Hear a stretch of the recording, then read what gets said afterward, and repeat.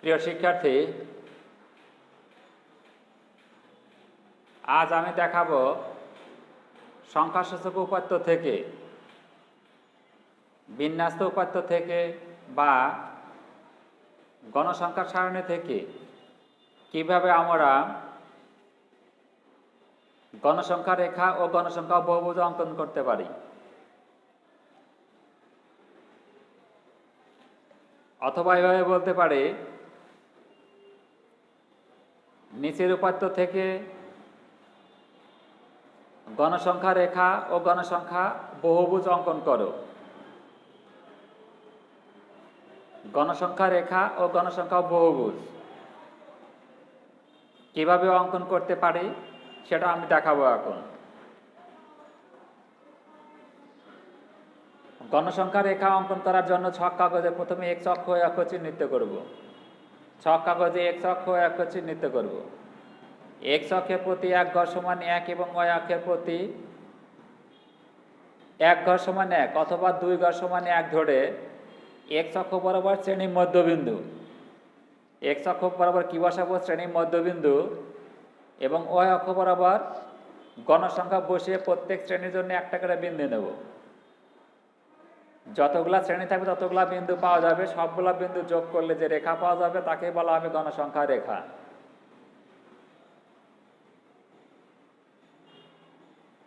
শিক্ষার্থীরা আবার শোনো, ছক কাগজে এক্স অক্ষ অক্ষ চিহ্নিত করব। আগে চিহ্নিত করে এক্স অক্ষের প্রতি এক ঘর সমান 1 এবং ওয়াই অক্ষের প্রতি 2 ঘর সমান 1 ধরে এক্স অক্ষ বরাবর শ্রেণী মধ্যবিন্দু এবং ওয়াই অক্ষ বরাবর গণসংখ্যা বসাবো। ওয়াই অক্ষ বরাবর গণসংখ্যা বসাবো। গণসংখ্যা বসিয়ে প্রত্যেক শ্রেণীর জন্য একটা করে বিন্দু নেব বা একটা করে বিন্দু পাওয়া যাবে। যতগুলা শ্রেণী থাকবে ততগুলো বিন্দু পাওয়া যাবে। পর্যায়ক্রমে প্রথম বিন্দু থেকে দ্বিতীয় বিন্দু, দ্বিতীয় থেকে তৃতীয় বিন্দু, এভাবে পর্যায়ক্রমে বিন্দুগুলো যোগ করব। যোগ করলে যে রেখা পাওয়া যাবে তাকে বলা হবে গণসংখ্যা রেখা। তাহলে শিক্ষার্থীরা চলো দেখি, এখানে একটা গণসংখ্যা সারণী লেখা আছে, শ্রেণী এবং গণসংখ্যা দেওয়া আছে। এই যে শ্রেণী এবং গণসংখ্যা দেওয়া আছে, এটাকে আমরা গণসংখ্যা রেখা আকারে ছক কাগজে উপস্থাপন করব। শ্রেণী এবং গণসংখ্যা দেওয়া আছে, এটাকে আমরা ছক কাগজে গণসংখ্যা রেখায় উপস্থাপন করব। এখন এটাকে আমরা গণসংখ্যা রেখায় উপস্থাপন করতে চাইলে তাহলে কি করতে হবে? এই যে গণসংখ্যা সারণী দেওয়া আছে, এখান থেকে আমাদের শ্রেণী মধ্যবিন্দু বের করে নিতে হবে। দেখো, শ্রেণী দেওয়া আছে, গণসংখ্যা দেওয়া আছে, শ্রেণী মধ্যবিন্দু বের করে নিতে হবে। শ্রেণী মধ্যবিন্দুকে আমরা এক্স আই দ্বারা প্রকাশ করি। তাহলে দেখো, এক্স আই ইকুয়াল টু কি হবে? প্রথম মধ্যবিন্দু কত হবে? যে মধ্যবিন্দু ইকুয়াল টু হলো শ্রেণীর ঊর্ধ্বসীমা ও নিম্নসীমা যোগ করে 2 দ্বারা ভাগ করতে হবে। শ্রেণীর ঊর্ধ্বসীমা কত? 30, নিম্নসীমা কত? 20, যোগ করলে কত হয়? 50, 2 দ্বারা ভাগ করলে কত হয়? 25। তাহলে শ্রেণীর মধ্যবিন্দু প্রথমটা হবে 25, তারপরটা কত হবে? 35, তারপরটা হবে কত? 45, তারপরটা হবে 55, 65, 75। ঠিক আছে শিক্ষার্থীরা, এবার কি করব? আমরা ছক কাগজে এক্স অক্ষ চিহ্নিত করব। ছক কাগজে এক্স অক্ষ ওয়াই অক্ষ চিহ্নিত করব। চিহ্নিত করলাম এক্স অক্ষ ও এক্স, ওয়াই অক্ষ ও ওয়াই। এক্স অক্ষ ওয়াই অক্ষ চিহ্নিত করে এক্স অক্ষের প্রতি 1 ঘর সমান 1, ছক কাগজে আমরা লিখে দেবো এখানে যে এক্স অক্ষের প্রতি 1 ঘর সমান 1 এবং ওয়াই অক্ষের প্রতি 2 ঘর সমান 1। এক্স অক্ষে প্রতি 1 ঘর সমান 1 এবং ওয়াই অক্ষে প্রতি 2 ঘর সমান 1 ধরে। ঠিক আছে শিক্ষার্থীরা, দেখো কি লেখা আছে এখানে, আমরা কি লিখেছি এখানে দেখো, যে ছক কাগজে এক্স অক্ষ ওয়াই অক্ষ চিহ্নিত করি। এক্স অক্ষের প্রতি 1 ঘর সমান 1 এবং ওয়াই অক্ষের প্রতি 2 ঘর সমান 1 ধরে এক্স অক্ষ বরাবর বসবে শ্রেণী মধ্যবিন্দু। এখানে কি বসবে? এখানে বসবে শ্রেণী মধ্যবিন্দু। শ্রেণী মধ্যবিন্দু। আর ওয়াই অক্ষ বরাবর কি বসাবো? ওয়াই অক্ষ বরাবর বসাবো গণসংখ্যা। সংখ্যা গণসংখ্যা বসিয়ে প্রত্যেক শ্রেণীর জন্য একটা করে বিন্দু পাবো আমরা। তাহলে প্রথমে আগে শ্রেণী মধ্যবিন্দুগুলো বসিয়ে নেই। দেখো প্রথম মধ্যবিন্দু কত আছে? প্রথম মধ্যবিন্দু আছে 25। যদি এখানে 25 ঘর নাই, এভাবে কেটে দিলেই আমরা বুঝবো এখান থেকে এটা 0, এটা কত? 25 বিন্দু। তারপরটা কত আছে? 25, 35। তারপরের মধ্যবিন্দু 45, 55, 65, 75। ঠিক আছে শিক্ষার্থীরা? তাহলে দেখো এক্স অক্ষ প্রতি 1 ঘর সমান 1 ধরে এক্স অক্ষ বরাবর শ্রেণীর মধ্যবিন্দু বসিয়েছি। তাহলে এবার কি বসাবো? ওয়াই অক্ষ বরাবর গণসংখ্যা বসাবো।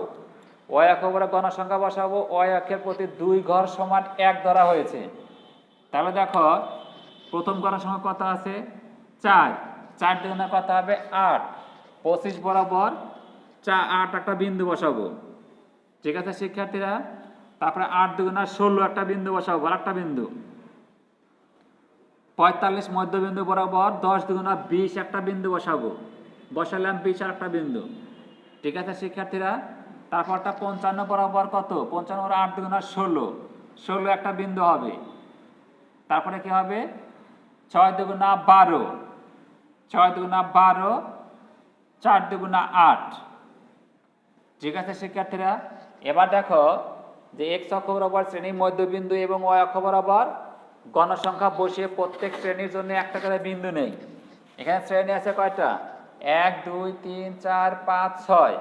মধ্যবিন্দু 6টা আছে। এই 6টা মধ্যবিন্দু বরাবর আমরা কি করব? গণসংখ্যা বসাবো। বসানোর পরে দেখো 6টা বিন্দু পেয়েছি। 1 2 3 4 5 6। এই 6টা বিন্দু আমরা যোগ করব। যোগ করব কিভাবে? প্রথম থেকে দ্বিতীয়, দ্বিতীয় থেকে তৃতীয়, প্রথম থেকে দ্বিতীয় বিন্দু, প্রথম থেকে দ্বিতীয় বিন্দু যোগ, দ্বিতীয় থেকে তৃতীয় বিন্দু, তৃতীয় থেকে চতুর্থ বিন্দু, চতুর্থ থেকে পঞ্চম বিন্দু, পঞ্চম থেকে ষষ্ঠ বিন্দু যোগ করব। যোগ করলে যে রেখা পাওয়া যাবে এটাকেই বলা হবে গণসংখ্যা রেখা। এটাকেই বলবো আমরা কি? গণসংখ্যা রেখা। ঠিক আছে শিক্ষার্থীরা? এটা আবার শোনো কিভাবে বসালাম। দেখো এখানে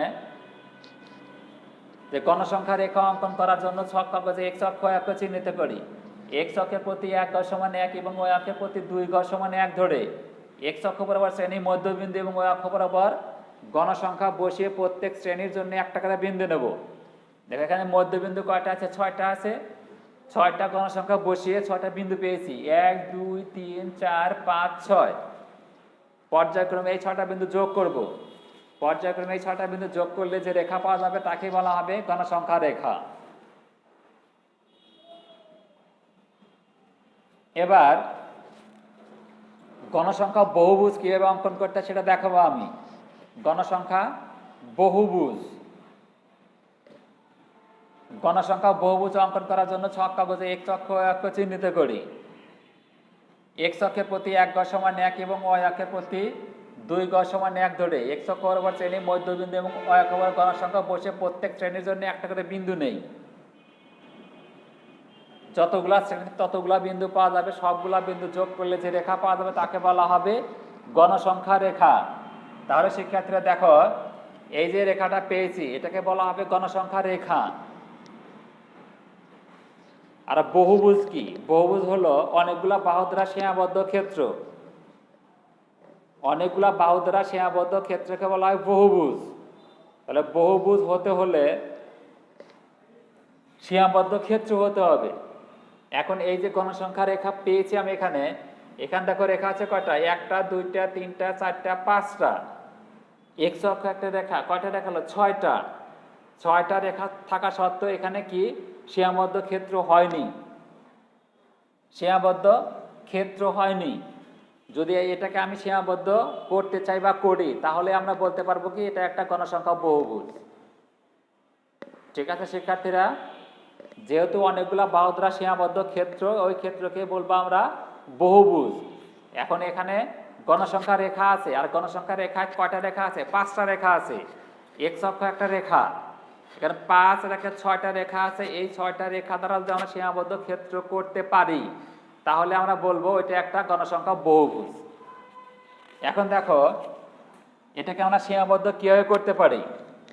দেখো এটাকে আমরা সীমাবদ্ধ করতে পারি এখানে শ্রেণী ব্যবধান কত আছে? 10। শ্রেণী ব্যবধান 10।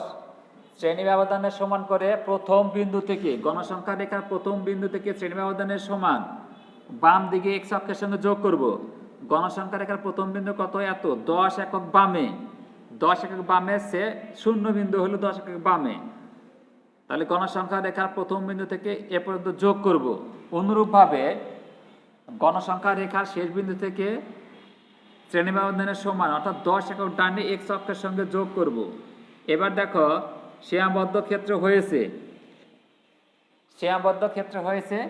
এই যে চিত্রটা, এই চিত্রকে বলা হবে গণসংখ্যা বহুভুজ। ঠিক আছে শিক্ষার্থীরা?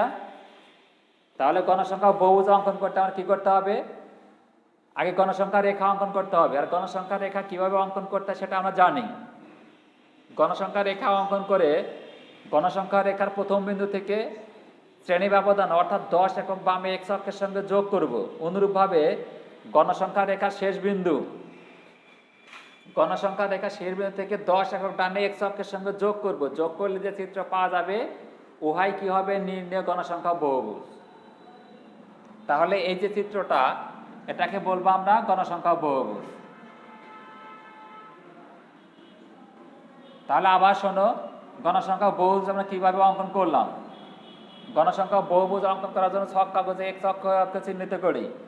এক্স অক্ষের প্রতি 1 গড় সমান 1 এবং ওয়াই অক্ষের প্রতি 1 গড় সমান 1 প্রতি 2 গড় সমান 1 ধরে এক্স অক্ষ বরাবর শ্রেণী মধ্যবিন্দু এবং ওয়াই অক্ষ বরাবর গণসংখ্যা বসে প্রত্যেক শ্রেণীর জন্য একটা করে বিন্দু নেই। যতগুলা শ্রেণী ততগুলা বিন্দু পাওয়া যাবে, সবগুলা বিন্দু যোগ করলে যে রেখা পাওয়া যাবে তাকে বলা হবে গণসংখ্যা রেখা। গণসংখ্যা রেখার প্রথম বিন্দু থেকে শ্রেণী ব্যবধান অর্থাৎ 10 একক বামে এক্স অক্ষের সঙ্গে যোগ করব।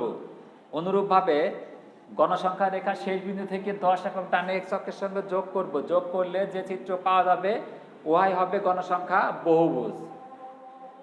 ঠিক আছে শিক্ষার্থীরা?